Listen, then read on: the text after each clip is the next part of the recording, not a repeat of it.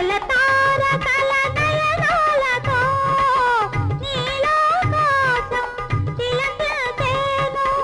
అతని చల్లని అడుగుల సవ్వడి వీచే గాలి వినిపించేను.